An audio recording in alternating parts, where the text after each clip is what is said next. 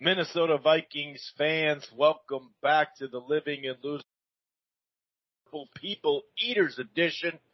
I'm your host, Chris Carlson. My co-host, Aaron Miller, will be joining us very shortly. And hey, what else are we going to discuss when this type of pandemic is going on in the world?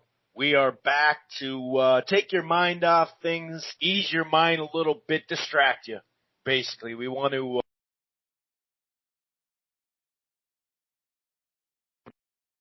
out of work right now. So if you're complaining about it, a lot of people have a lot tougher position at this moment.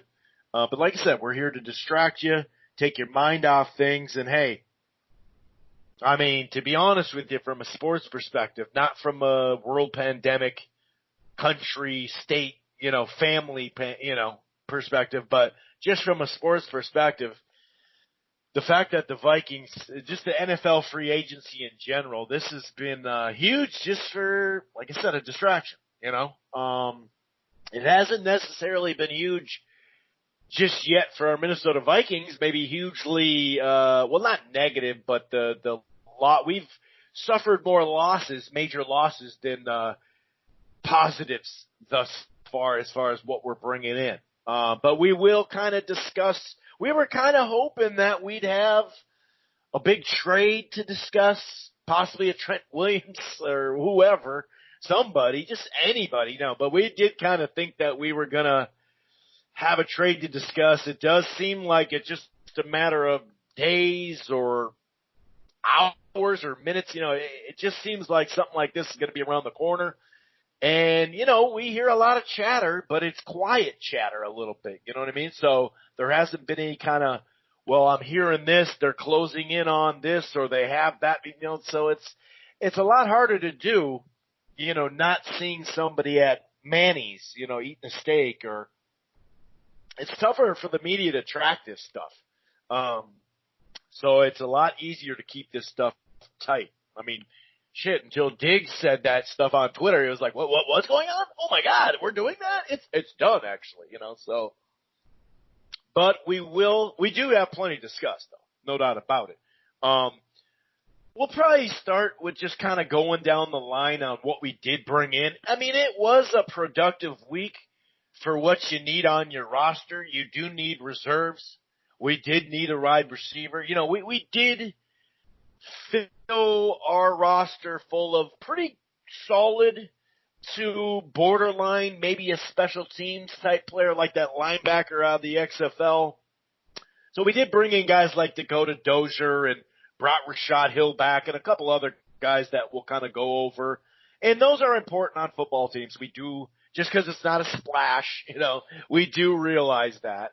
And so we'll go over a little bit about it. Obviously the wide receiver Sharpe, where's he going to fit in? Can he catch an extra 10 or 15 balls this year that he didn't last year? So we'll talk a little bit about that. And I think some of the best stuff was the fact that we just, were able to sign these guys back for less money than we paid them the previous year. So that's a positive. And then, there is an article that we'll discuss that goes over 4 different trade scenarios. Most of it involving, Trent Williams, but just in general. So we're going to kind of debate that. There's 4 scenarios. We're going to try to kind of narrow it down to 1 or 2 of them. I would do that. I would do that. Those are the top 2 type thing. And I mean, cornerbacks. Obviously, everybody is freaking out over these cornerbacks. We assumed that we weren't going to, be able to have the money to get a free agent like a big one. Not that there was a ton of them available this year, but, really probably the only way we would have been able to do that is in a trade. I'm talking like the top tier guy, because those guys really don't leave teams too often. So, but the thing is, we don't want to knee jerk and panic just yet and that's why even last week when we talked about is it a rebuild or not, well, until, most of these cornerbacks get off the market, I'm still not calling it a rebuild just yet. So we'll discuss that. There is some other offensive linemen that are out there as well. Cowboys got one on the block now too that we'll talk minorly about. the Niners actually, I just saw this before the show started a little bit, a guy who started a bunch of games for him the last few years actually got cut. He's on the market. So we're just going to discuss, a variety of that type of stuff and just bring, our thoughts on these items, But yeah, the cornerback, well, two cornerbacks are free agents now. One got cut and one is back on the market, Denard, because him and the team he was going to sign with couldn't come to terms. But the cool thing is his terms were basically leaked. So at least you don't have to go through the whole process again. You can see what he's looking for and you can either move on or maybe, start to negotiate that way. So we do have a ton to still discuss just because we don't have some kind of big, gravy on top of it type trade to talk about. But you know what? Let's say it happens in 2 days. We'll come back with a 20-minute, 15-minute pod. You know what I mean? Real quick, just a quick one. Just to be like, hey, this is our thoughts on this trade. Peace out. You know what I mean? Just because, we got to do that. We got to do that if it's a major trade. If we just swap fifth rounders or something, we're not going to come on here. Sorry, guys. But anyway, if this is your first time listening to the Living in Loserville podcast, Purple People's Eaters Edition, you can find it right here on blogtalkradio.com/Rope-A-Dope Radio. It streams live at archives, but you don't have to just go to Blog Talk under the Rope-A-Dope Radio podcast. You can find the Rope-A-Dope Radio podcast to listen to this podcast here on Apple Podcasts, iHeartRadio, Player FM, TuneIn, Spreaker, Stitcher. We're also part of the Grueling Truth Sports Podcast Network, which can be found everywhere, including Spotify. You can use your Siri or Alexa through Spotify or TuneIn to find the platform. While you're at it, they got a now.eu with the promo code TGT. That's thegruelingtruth.com. It's football, it's basketball, it's baseball, it's boxing, it's everything in between. And if you're thinking about cutting the cord, or you have and you're not quite happy, this actually live sports, right? With so many people home and so many people not able to go out in the spring weather that's looking nicer every day, I got something for you. It's called AT&T TV Now. It's live streaming cable. You do have a 7-day free trial. Even when you sign up, there's no annual contract.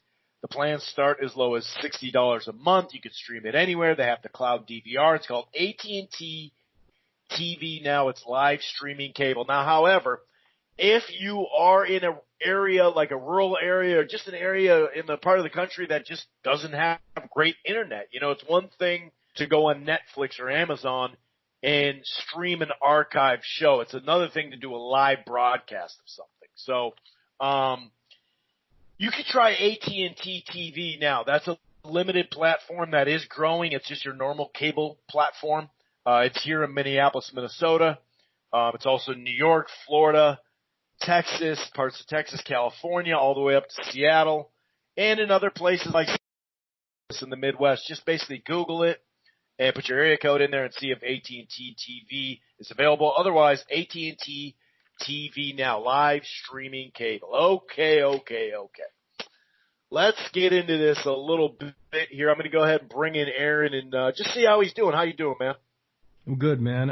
Yeah, you're talking about knee jerks. My knee's jerking with this cornerback situation. I'm not exactly sure what's going on and what happened, so I know we're going to get into that, talk about that a little bit later, and just get caught up on a lot of other things going down. Rashad Hill coming back.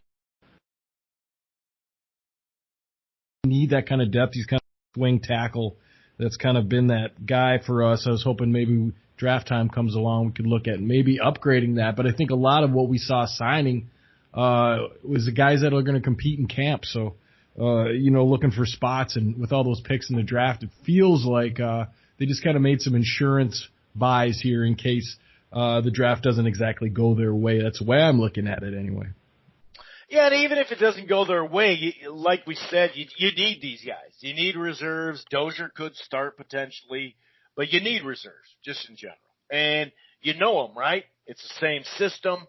You know them, or at least, we're going to have some tweaks, of course, but you've been in the building. You know what I mean? And so a lot of them were just, low profile stuff that people are kind of still freaking out because they're like, where's this, where's that? And I understand that, but you do have to get some of this stuff done too. And like I mentioned at the top of the show, at least we were able to bring these guys back for better deals, for us anyway, than previously. And a guy like Rashad Hill actually did get a minor league bigger offer. It was talked about. So it tells you he's want to be here. I mean, Rashad Hill has had his issues. Obviously, we kind of a couple of years ago, especially with that Bradford season when we went through like 7 tackles, he had a rough start to his career, but there was a small stretch of games. I'm not trying to go over the top on him, but there was a few games in a row, I think at the end of a season where you're like, oh, wait a second, he's actually showing something here. Could he develop? And then he got hurt, and then he got hurt again, and so it's been a rough one for him. But like you said, Rashad Hill, tackle, guard Dakota Dozier, who did play for us, Brett Jones, who's kind of been in and out the last couple of years. We made a trade for him 2 years ago, I believe. Amir Abdullah, the fumble issues, maybe, that lingers, but he can do special teams, and, he's a quality backup. So we did get some of these guys back in the building. That's cool. I don't know much about that DeMarcus Gates, the former XFL player. He's been around here and there on practice squads I don't know how many 53-man rosters or a traveling roster he's been on or anything like that. To me, that seems like some sort of depth or even like, who knows, maybe a guy you can develop, but probably more like, a guy that can do special teams or something like that as well. So, one of them that stands out that we don't know necessarily a little, but that Anthony Zealot, or what is it? Not Zealot. It's Zettel, something like that. Yeah, I think it's Zettel. He played for the Lions. I do remember that. He played for the Niners as well.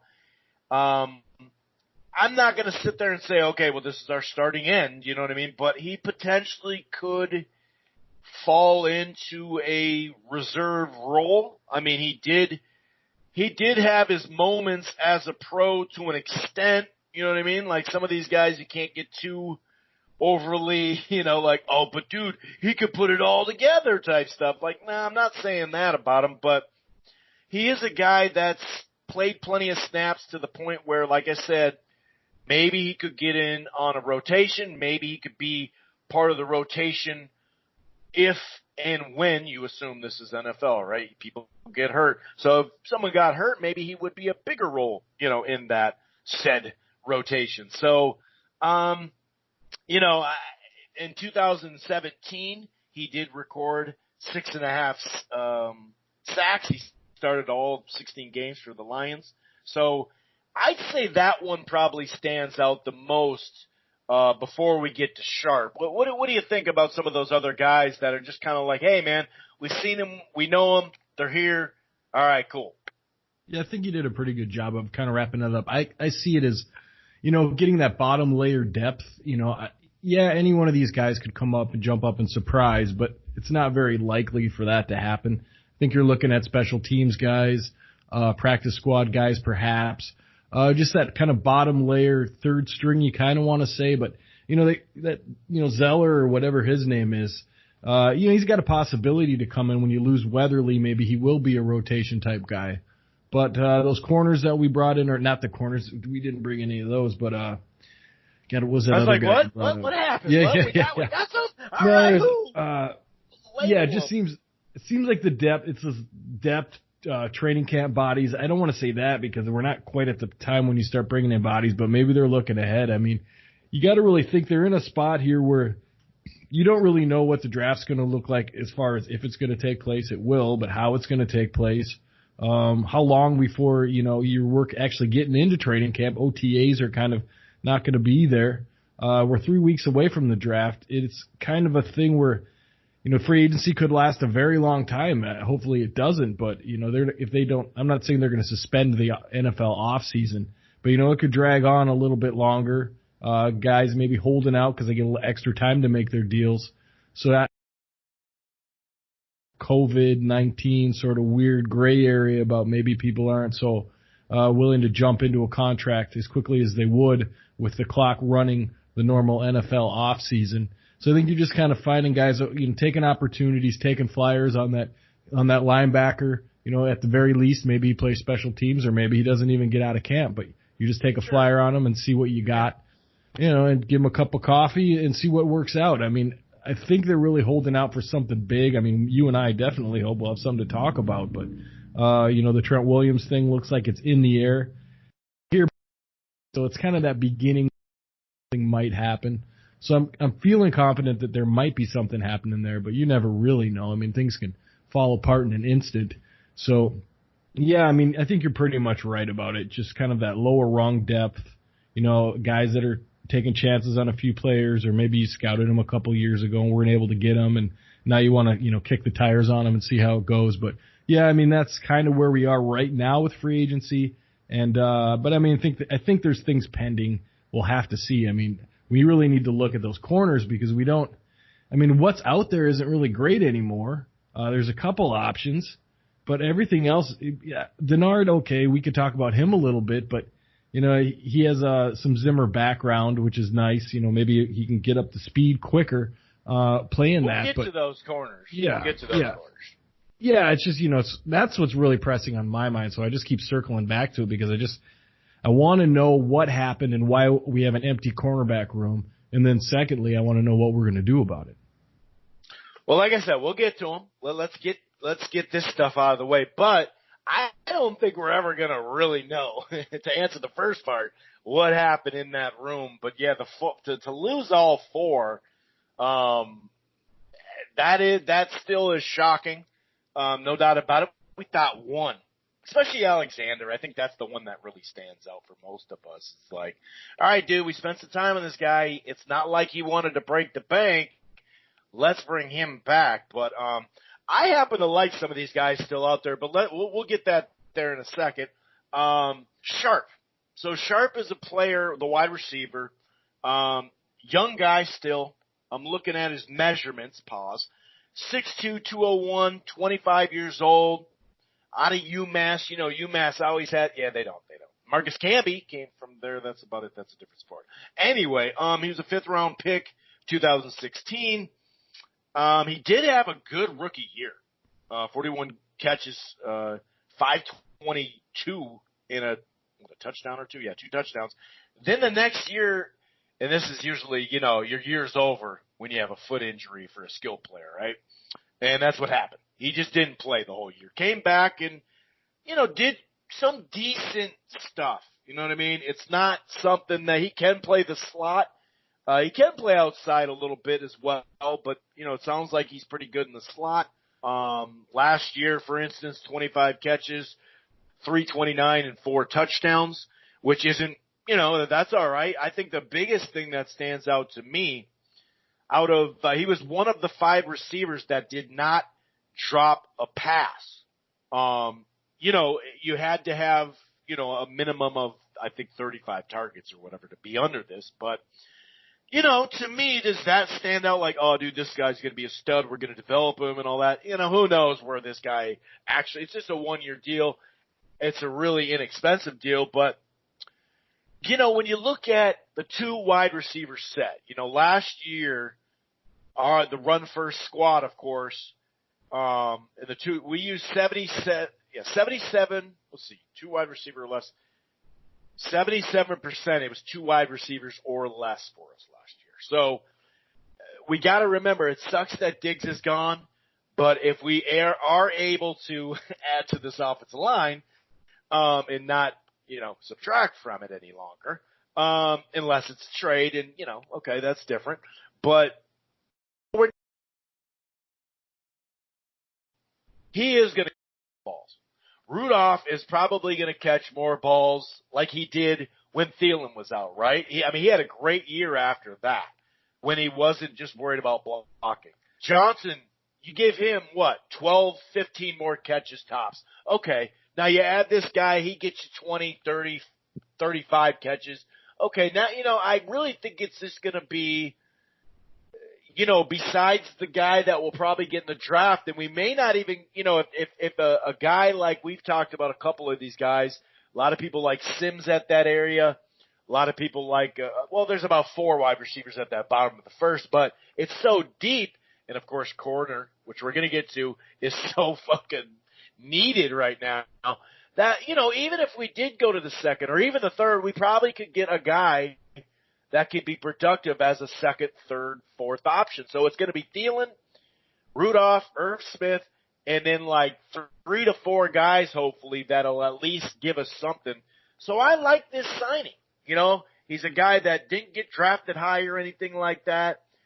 Decent, you know what? He comes from a running team, so he's not going to freak out about not getting many targets, or as much as some other receivers. So, I mean, you don't have to go too detailed about this guy. I understand. It's not like a big signing, but I like it for the money, especially. I like it too. I think it's going to turn out to be a little better of a signing than we're letting on right now. I think he's got talent. I think he's got size. He's good. I don't know what happened for him in Tennessee. I know they drafted Corey Davis after that and kind of, left him a little bit behind the 8 ball, but he seems like a good enough guy. And quality receiver, like I said, he doesn't drop the ball, and that's a good thing. Is that all you want there? Probably not. So you probably will look for someone in the draft or maybe something else you can find. Coming up the roster, Chad Beebe will be back if he can stay healthy, and you got Olabisi Johnson, and you got that other kid we picked up later. None of them are Stephon Diggs, and Tajae Sharpe isn't Stephon Diggs, but I think he's adequate enough player that if he had to start, that wouldn't be the end of all things. Would you like to maybe have something a little more dynamic to start? Yes, you would, and maybe move Tajae to that third type of receiver on 3 receiver sets, or just to come in to give somebody a break. But, yeah, it's good enough signing to where if the guy had to start, it wouldn't be the worst thing. Yeah, that's a good way to put it. I like that. And, by the way, there is a rumor out there that the Vikings have contacted Jarius Wright. But they say there's a low chance of him returning, which is kind of weird. Like, so how it went, too? Like, not only do they contacted him, but how it went? Like, I don't know. So that's kind of weird. But that is like a perfect guy. Like, hey, third down, where's he at? There you go, Jarius. He got a deal a couple of years ago, which we couldn't give him for what he did to our team. But we always liked him because he was just like, hey, dude, he's not going to give you a bunch of catches per year. But odds are he's either going to make a big play, whether it's, 20, 30-yard pickup or that key third down. So could Sharpe turn into something like that? Could Johnson add on to what he was doing? Yeah, I think it is just going to be kind of a committee thing. And just another thing here, basically after week 6, week 7, I think this is week 6, this is why when Thielen started getting hurt and all that, the tight ends accounted for 6 receiving touchdowns. And at the time, beyond that, basically, it was right there with the NFL, the tops of the NFL. In 47 receptions, 440 yards, and that was second in receptions and 5th as far as tight end group. So clearly under the old man, not the youngster who's the head coach now, but the old man Kubiak, clearly he's going to want to go to the tight end more. And Rudolph's got to be like, all right, finally a guy who likes the tight end. I like this guy, not just blocking. So I think we're going to be okay there. I can't stop, thinking about when we heard about the Diggs trade, Aaron, and, it sucks, but I feel like you had to do it, okay, or we feel like, we had to do it, but okay, cool. We got some commodity for that. Now, can we make our line better? You know what I mean? We have to make our line better. Therefore, we won't have to have a duo all the time. We talked about how, look at the Niners. Look at some of these teams that beat us throughout the year. We had better talent on the outside than them, but they had a better line than us. So if we could bring Trent Williams in, the guy who's been to like 7 Pro Bowls and, all pro a bunch of times, from 32 to 35 or something, if we could have those years right there, well, then you don't miss them as much because, you can run your offense in a different type of way, and we might even be more of a clock-eating offense and not maybe so explosive down the field per se, but we can also get some of these guys. Maybe we do get a guy in the draft that can just jet down. So I like what we're doing here as far as just being productive. But you raise a really good point because I don't know if you got that, but your Viking offense, anything else going on, the offensive line finds itself back at the bottom of the deck again. And it's a huge need. I mean, we've gone over it a few times. We need at least a guard. We need another tackle. And, probably 2 guards would be really nice to have. But we for sure need at least one. So here we are again with other pressing needs, corner, wideout, safety possibly. And we find ourselves looking at, is the offensive line going to be the third thing that we're going to fix? Are we going to try to address that through the draft only? You have to kind of think that that's what's pointing towards the Trent Williams thing, that you got to shore that up. Now, what you do with the Reef at that point is a whole nother thing. But, I don't like the idea of moving the right tackle over to the left tackle. I've soured on that. I can bring up a few names. Mike Remmers is one of them, yet he's still working in the NFL, so that's a thing. And, Elflein's problem is another thing that, maybe he bounces back. He hasn't shown the ability to do that, but, he's had a couple of rough seasons. I think his rookie season when he played center wasn't too bad, but the 2 after that were notably bad. And so what do you plan to do there? So yeah, again, you raise a really good point. If they want to run the ball, then you're going to have to strengthen that up. The defensive lines in the NFC North are tough lines to face. And, I'm speaking specifically about the Packers and, the Bears. So. And we got to go to Seattle again, of course. We got to go to Seattle again. Are they in our division? Did they get in our division? We just don't know it? Or are they partially in our division? We just go on the road to them. Right. I was going to say, if they're in our division, at least we get a home game against them at some point. But, that's funny. But that's it's a tough road to hoe if you can't, like you said, if you can't protect or run the football. And they did a better job of running the football last year, but pass protection was again a problem, specifically against bigger, stronger, taller lines. And Kirk isn't going to be moving too much, and you want to protect him. So again, we find ourselves in that position where the offensive line, people are screaming at the wall saying, we need offensive line, we need offensive line. I think in this draft you should just really stack up so that next season maybe you can put that aside and say, okay, we've got that dealt with. Right. Let's work on the other things. Yeah. Well, and, that's where we're at right now.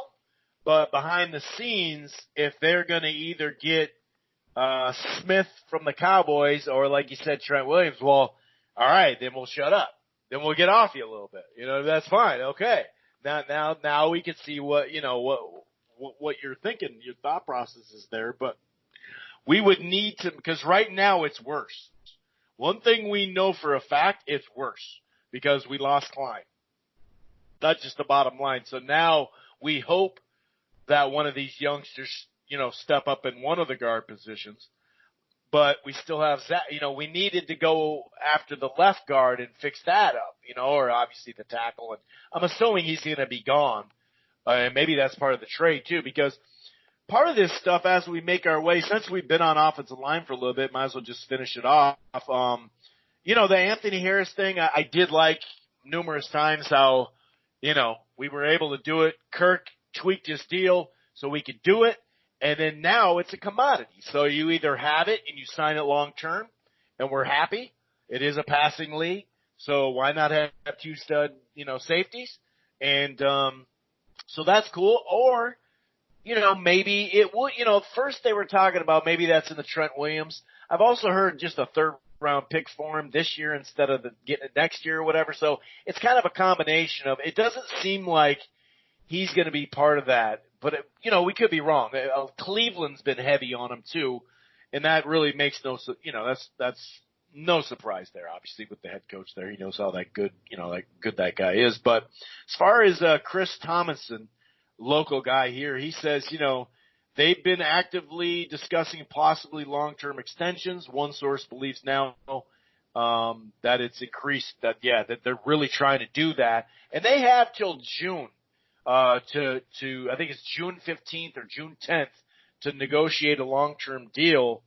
Otherwise it will be just a straight up franchise tag on them. But I do like how we're holding it because, hey, we can at least get a trade now or we can sign him to a long term. So is that part of the deal? I really don't know. But like I mentioned, as far as offensive line wise, the Cowboys right now are shopping, offensive tackle, Tyron Smith, and he has a $13.8 million cap hit, and that's good for that position. That's right in the realm of, Reef, what he's making. So, and actually, I mentioned that Niner, he literally just got cut. Where did it go? Mike, Person. I think that's how you'd say that. I doubt they'd say Person. Hey, who's that person? Oh, Person? What person? No, the person. No, it's Person, I'm assuming. But last 2 years, well, the reason why I'm bringing him up, he played for the Niners, and we saw what that offensive line, the road grading offensive line, and they had to pay someone huge this year. They're actually doing the same thing we're doing with Harris, is they franchise him and they're trying to work a long-term deal. So I figured they were going to lose. But this dude lose somebody, just to finish that thought. But he's been with the Niners the last 2 years, and he's in 30 games. He started them all. He started 14 and went all the way to the Super Bowl with them too. So he just literally got cut today. So, when you start to go, well, shit, dude, maybe we can somehow get him and play him at guard. You know what I mean? And now all of a sudden I'm pretty happy about that. There still is Jason Peters out there, for left tackle, but man, that's a 1 year fix it thing. That's a super short term thing right there. You know what I mean? That is not going to be something that you want to give 3-4 years to because he's old. He's very, very old. It's a lot different than 31, 32, 38, especially being that big. There is DeMar Dotson, another guy who's out there, but once again, he's an older vet. There's another guy, Cordy Glenn, who's played 5 seasons so far. Pretty good, really good run blocker, it sounds like. I guess he's had some injuries of late, so that, that's the NFL, man. Once you hit your 30s and you have a little track record of freaking injury, you just never know. So whether it's trade, whether it's draft, whatever, I think we're going to be okay. But, yeah, I really think that, just to reiterate, we really need that Trent Williams or that Smith from the Cowboys and have someone here for a couple of years, dude, because I just don't see how we're going to improve the line. Like, really upgrade it considering we lost Diggs. If not, we can get to the corners anytime here. Oh, but you know what? Since we're on the offensive line, should we go through that scenario, that 4-trade scenario? You want to break it down a little bit? Sure, but I was just going to interject quickly that if there's positions where we need to have a starter, because we can talk about draft, we can talk about free agency and building depth and replacing this and replacing that, but positions where you've got that starter for this season and ready to play, ready to go is a guard and a tackle, I think, and then obviously the corners, which we're going to get to. But, I mean, these are things that if you're going to make a trade and spend, a starter on or a first-rounder on or a second-rounder on, I'd like that to be on the offensive line simply because if what your offense wants to do is run the football, right? You want to run the football, eat the clock, play good defense. That's going to be, being able to run the ball and being able to stop the run. I mean, that's fundamental football. So I want to see if their assets are going to go somewhere, the expensive ones, I guess, for lack of a better word. I want to see a good chunk of that go to offensive line help. I just want to get that dealt with. You have a number of picks this year. You have some options here in free agency. If you kick the can down the road on the offensive line again, it's going to be very hard to sell this offense. Right. Yeah. if you want to sell a run-first offense, you better prepare for it, I guess is my point. You better get that offensive line dealt with so that you can have a successful season running the football. Yeah, because we have a youngster who we think's going to do something, but we have two young players. One just had a rookie year. The right guard, or right tackle, he actually didn't really play all that well except the last couple of games his rookie year, and he looked like a stud this year. So we have improvement, much like we talked about how we improved the inside last year, and you could see it did pay dividends in the running game, in the rush attempt game, because remember, we went from like second to like 27th or 8th after that year, so it was like shit. Of course, we were pass happy 2 years ago, but still, that's a big drop. And attempts tells you especially with the play action team, you need those attempts so they're actually biting on the run. But you're right, man. I mean, if you're gonna give, you got to give to get. That's cool. We're willing to give, but damn it, we got to get because otherwise it's a rebuild. Why don't you? This is from the VikingAge.com. It's a 4-trade scenario. You want to break this down for us, and then we'll kind of discuss and debate which options are probably the best. Maybe we can narrow it down to 2 or something. But yeah, you want to go over the trade scenarios there, sir? Sure, yeah. So you sent me this article about an hour ago, and it's by Dean Jones, a little piece he had about 4 trade scenarios for the Vikings to land Trent Williams. And so I looked at them all. I kind of thought to myself I would probably do any of them, but we're going to maybe want to pick 1 or 2 that we like the best. So the trade number 1 scenario would be trading first-round pick number 22 and then the 5th-round pick number 168. Now, quickly, if you could pull that off, you do that 100 times out of 100. The second one here, let me get to it. Yeah, it's got this little tweak where you got to hit it, and this is just ingenious way to get more hits on your website. Right. It's like clickbait. Ahead.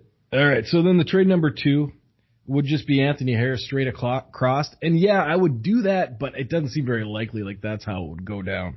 But I mean, we'll talk a little bit about that. And then trade number 3 scenario, which I like a lot too, but again, I think it's a little bit of pie in the sky. Riley Reef straight across with a 2nd-round pick, number 58. Now,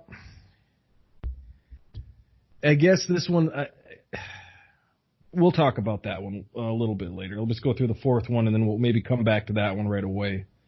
And then the trade number 4 would be the 2nd-round pick, number 58, 4th-round pick, number 132, and a 2021 4th-round pick, which is a pretty doable thing. I hate to give up the 2nd-rounder, but, I mean, it is Trent Williams in basically the tail end of his prime, so I think that's worth it. Now, let's jump back quickly.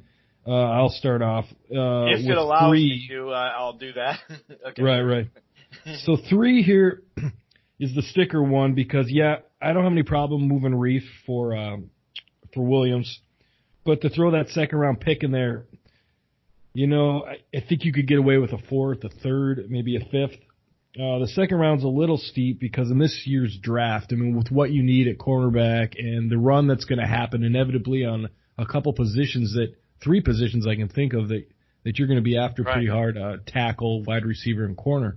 There are going to be significant runs on all 3 of those positions. And I think they're going to come probably before 2nd-round pick number 58, which makes 2nd-round pick number 58 very, very valuable in this draft particularly, and is if not to take that pick or to move up and maybe get involved in some of those runs. Otherwise, you're going to find yourself with 2 picks prior to that and 3 really big needs. So you're going to need to do something there. So I guess overall, in a normal draft, sure, do it. But in this one, I'm a little bit dubious about it just because of where that pick stands. And, Reef is Reef's fine. You want to take him and go, that's fine. But maybe try to get a 3rd-round pick. And then why don't you give your thoughts on maybe starting at the first trade scenario, and then we can stop on this 3rd one. But that's the one that sticks the most out in my head is giving me pause. Right. Yeah, number 2 I think we should throw out because I don't think it's going to happen. But, I guess we can't throw out anything right now, right? Okay, and it's actually, hold on. Yeah, it's messing with me. Okay, there we go. I mean, I definitely do the trade one, definitely. I mean, that'd work because then you're like, okay, well, our first round pick. Okay, well, we already know this dude's a stud for a couple more years. So you got him, I'd like to keep Harris. So I think you're right when your first instinct was like, I don't really see that happening. But I would, man, when I look at this, the thing about the third that I like is, and I hear what you're saying about that second round, but still then you're taking, we talked about this too. And by the way, we are going to do, more draft shows than we did last year. We're going to do multiple draft shows, and the last one we're going to do is a mock draft. So keep an eye out for that, people out there. But if we do this trade, Riley Reese out the door anyway. He's out the door.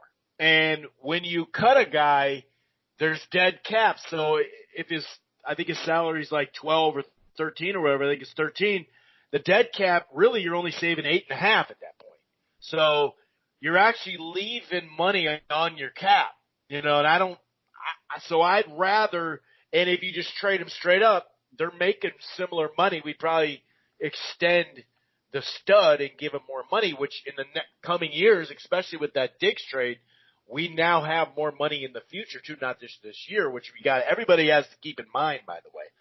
Go to the cap, that cap website, Over the Cap or whatever it's called, and look at not just next year. Yeah, it's nice. It probably won't be after all this stuff though, right? It'll probably be tight like a lot of people. But then you look at the next year after that and the year after, and you're like, wow, dude, yeah, we're going to be able to extend the guys we want to keep. You know what I mean? It really loosens up at that point. And as long as the football season starts in September, and I bring that up because of the cap, the cap's going to go up in 2 years too, like sizably. But if they stop the season, some of the revenue, seeing that with the NBA season anymore, and the MLB. So the cap's going to get affected in those leagues. But if they can somehow get there in September, even if it's no fans for a month or something,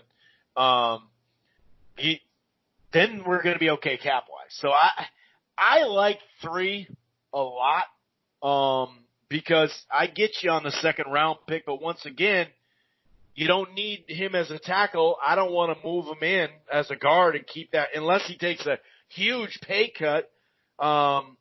Second round pick, you're right. I like what you said about that. That is a good point, but I think it's worth it because once again, that pick, we don't know what we get with him, whereas one and they throw out, I like 3.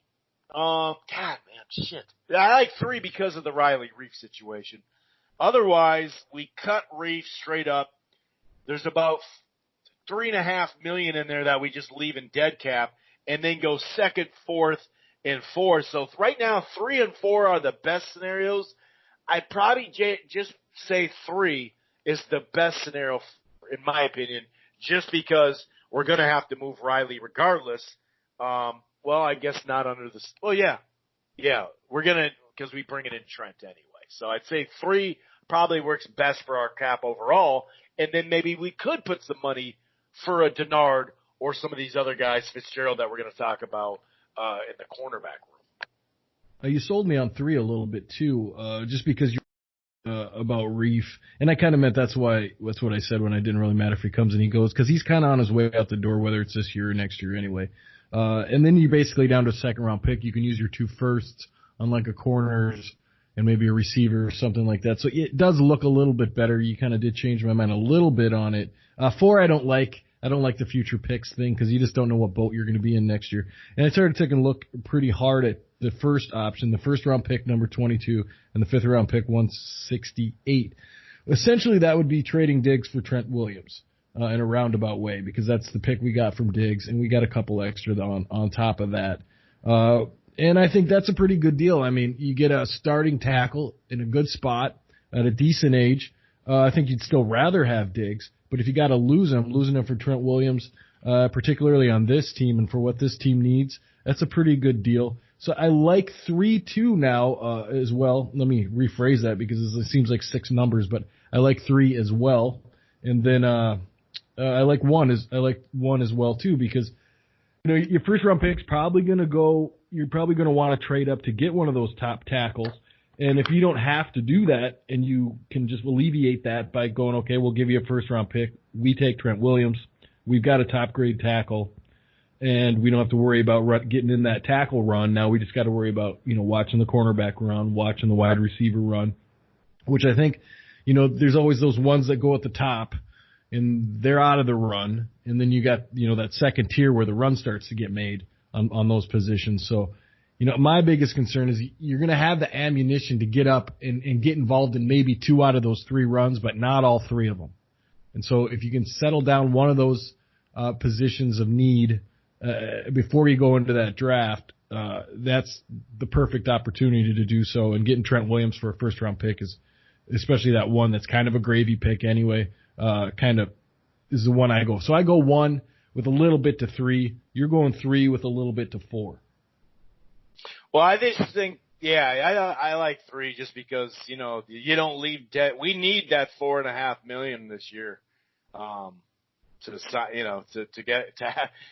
go to what we're going to talk about next. And that's cornerback. I like that though. Like you said, when you first texted me though, you look at all the scenarios, you're like, I wouldn't be sitting there kicking rocks at any of them really. You know what I mean? Like, okay, I'd be happy just for the upgrade.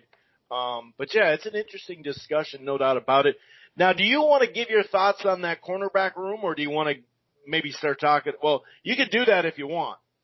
I would love to give my thoughts on it, but I don't really have anything but thoughts on it. I mean, nobody knows. I mean, you and I text back and forth and thought of maybe reasons of why there's a max exited out of the defensive backfield, and it's like, well, you really just. I mean, even Sendejo got out of here, and we tried to get rid of him. We did get rid of him. He came back and then he took off. So.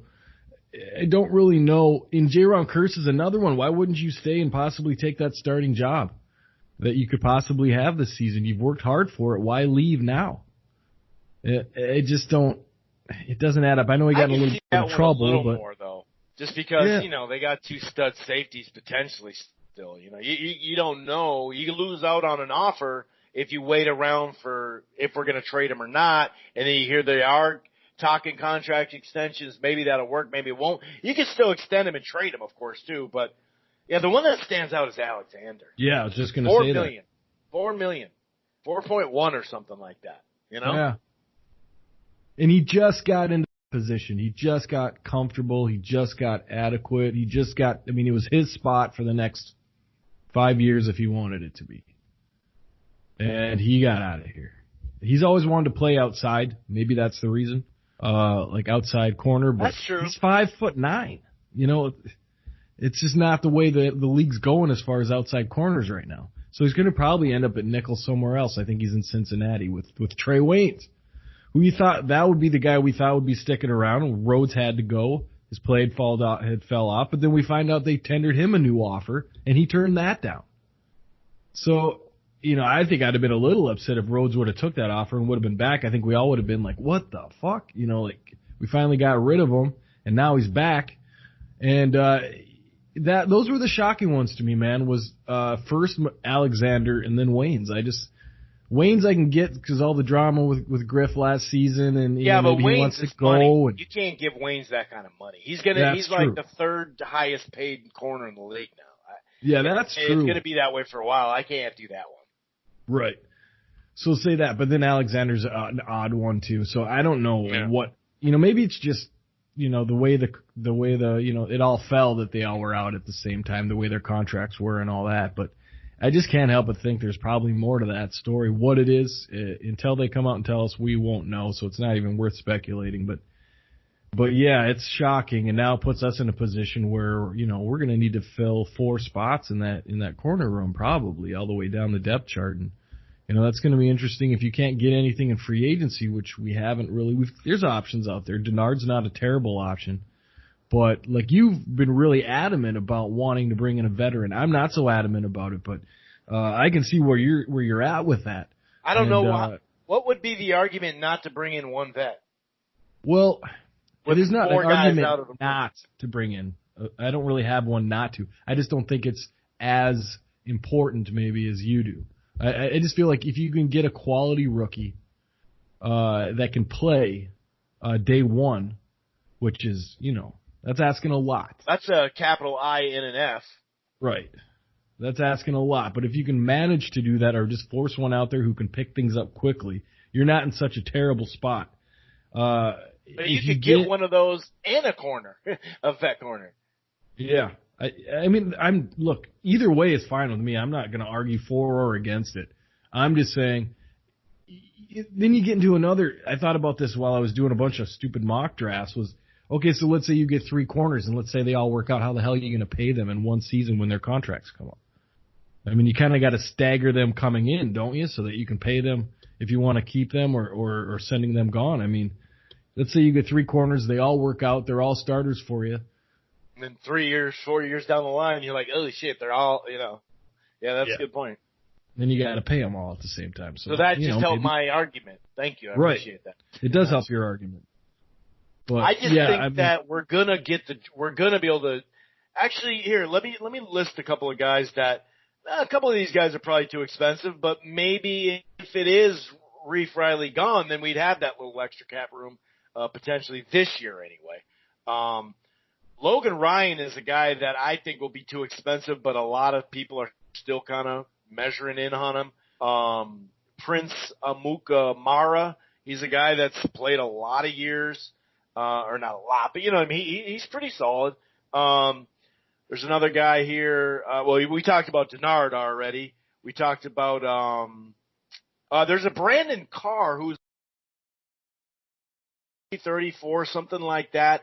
1 year, 2 year. Maybe we could develop that second corner in that time. I think Tremont Williams is a one and done, but falls under that. I think the Jonathan Joseph I've mentioned numerous times just because he's already played in the system. I think, he knows Zim and whatnot. And there's a couple more beyond that. Dre Kirkpatrick just got cut. And he was a first round pick, solid player. And you know who was there when they had him as a first round pick? Our guy Zim. Another veteran, Tremont Brock. I'm not saying these guys are all system fits. Talib, these guys have been around for a while, and there is going to be a wave, like you mentioned, Aaron, where in a couple of weeks, if things aren't done, then those vets are going to be like, you know what, let me see what they draft, let me see what they do, and then maybe they'll need me more than they need me now. So I do think that that's a natural thing, but you're right, as far as not having not getting a look at the rookies you get too that very next week could screw stuff up like that too. And maybe they are doing exactly what you said. That was a good call as far as it may linger longer for some of these vets that know their worth and they know they can start. But, maybe I don't know. That's kind of interesting. But that Fitzpatrick stands out. 2012, 2013, he's part of the team or, the defense coordinator who drafted probably, kicked the knee under the freaking table like, hey, fucking draft this guy. You know what I mean? So I do think there's plenty of just solid guys we know we can plug and play. They're not going to destroy you on the freaking cap. But yet we can still fill up, on corners. We talked about this the other night. So we look at it, four guys are gone, right? As we know, we got 3 guys that played last year, right? One of them, Boyd, who played he played, 99 snaps or something like that. Didn't play much. He could be the best out of them. We don't really know. We got one dude who, is probably it's going to help that they don't test for marijuana anymore because that rookie year he did play pretty well. When he got a guy, that we don't know about because he got injured as a rook and he played he didn't play that well last year. He got targeted 17 times. Everybody knows these 3 corners that I'm speaking of. Maybe I should have said Boyd and, the names, but we all know because there's not many left on our roster that have played. So I figure out of and really 3 starters, I figure you put a vet in, you go get a stud corner in the draft, and then one of those three can get that third position. And then another guy you draft. Maybe another guy you bring on who is 36 and can only give you a Terrence Newman year, or maybe 75% of a Terrence Newman year. And he fills in at the 4 spot. And then one of the other guys that we have on there fills in. So I just think I would, well, for sure 1, but I wouldn't even be, mad at 2, because it's so hard for rookies to play, especially like you've mentioned many a times with Zimmer too. That first year it's tough. So I just think when you have 4 spots to plug, we're going to plug one of them hopefully with maybe 2 of them, but for sure one of them we feel like out of the 3 we have. And then plug with the rookie. That's just the way I'm looking at it. Basically, I think that we can still accomplish this. It just seems, the cupboard's more than bare. I agree with you. I think you sold me on that. Because I think you're going to want to get a high-end rookie. Use one of your top picks, grab a corner, whichever guy you like that's there. There's a couple guys, but we'll talk about that in the draft show. And then you're probably going to want to find a guy that can play the nickel and the nickel type body, 5'9", 5'10". Got all the things he needs. There's a couple guys that are going to be there lower in the draft, and a couple guys that'll be there in the upper part of the draft. So I think you're probably thinking the right way there. You'll grab a guy that can play for a year or 2. Pick one of the guys out, maybe 2 of them that you like in a rotation to start on the outside, and then really focus on the kid you want to play nickel.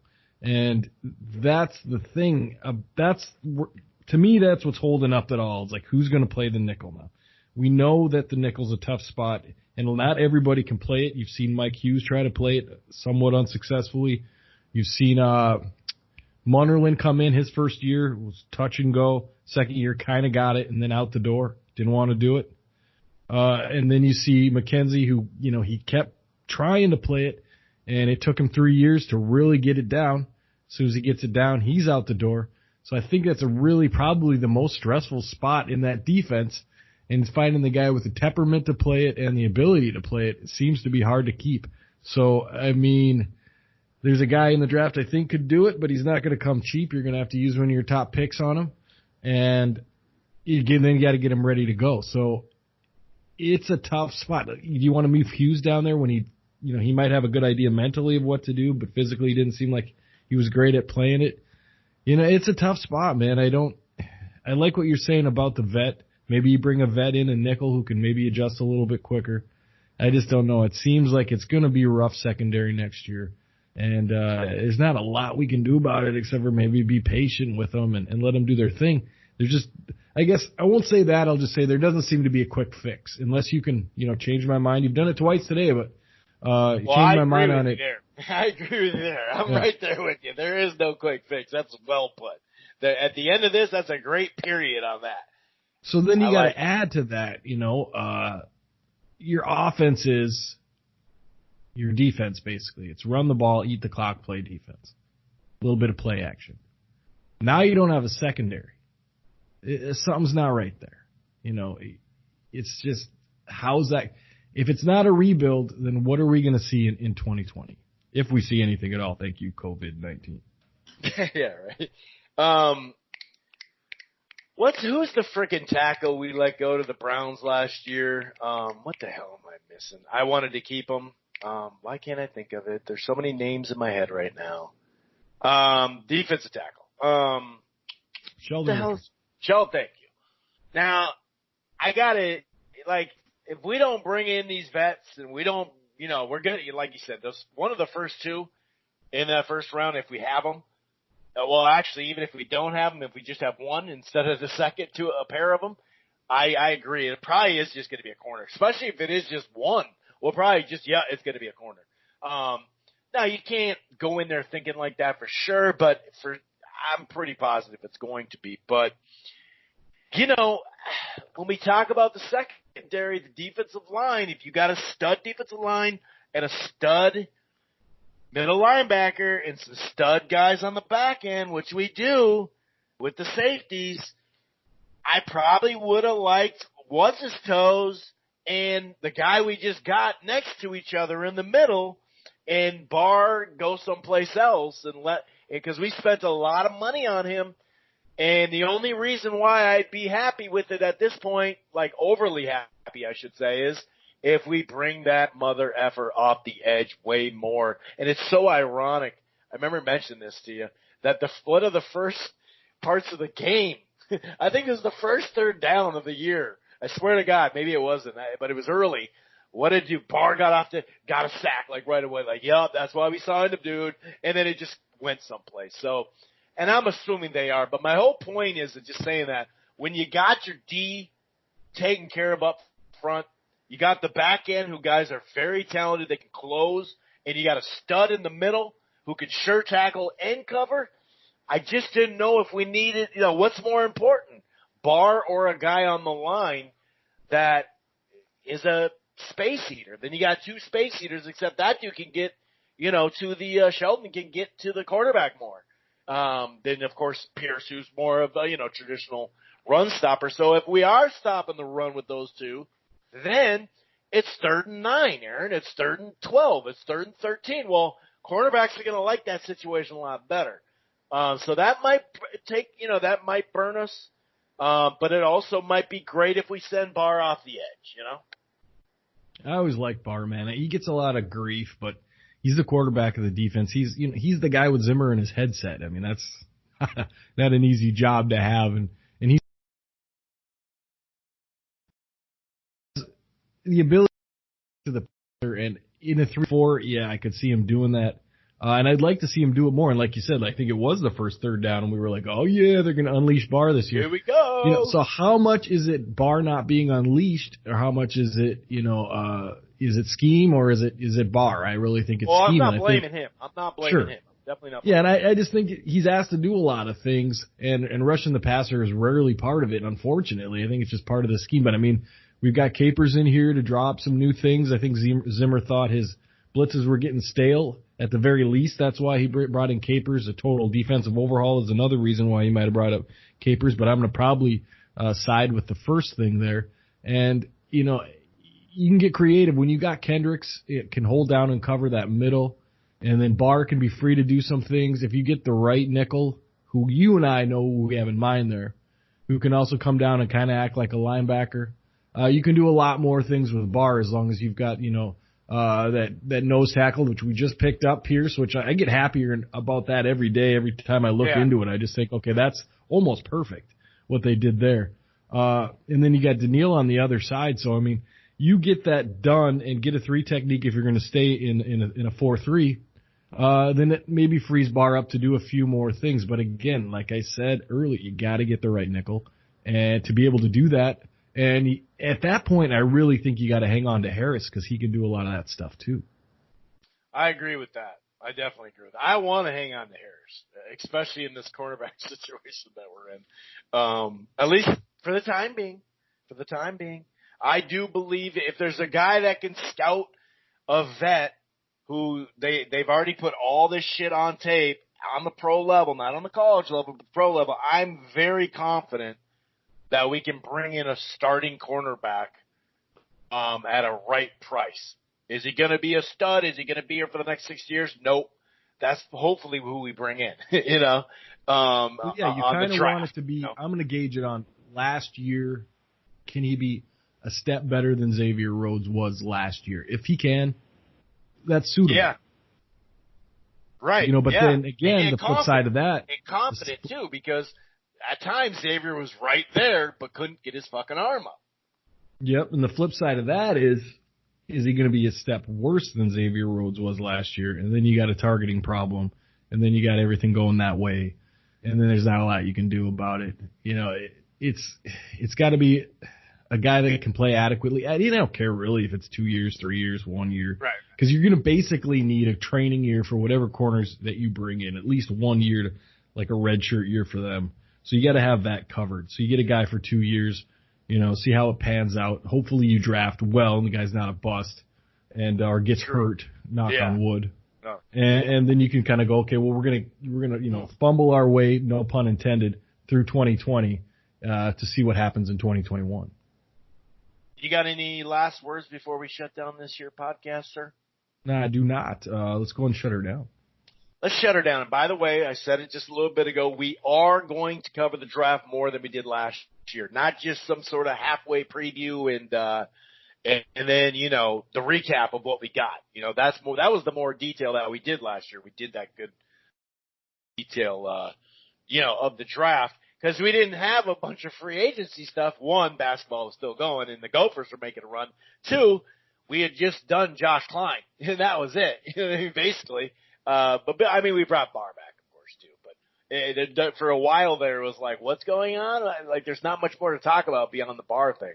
That was like our one debate we could have, Should it have been Sheldon or should it have been Barr? And then we couldn't do much. So we are going to break down and preview stuff. And like I said, the week of the draft, probably Monday or something, maybe Sunday, who knows. But 5 days before the draft, couple days before the draft, we are going to do a mock draft so we kind of want to wait to see all this stuff and see what we really need going into the draft rather than doing a mock draft that's just worthless because, hey, we got Trent Williams. Oh, I wouldn't have picked them. I wouldn't have done that, that type of thing. So stay tuned to that.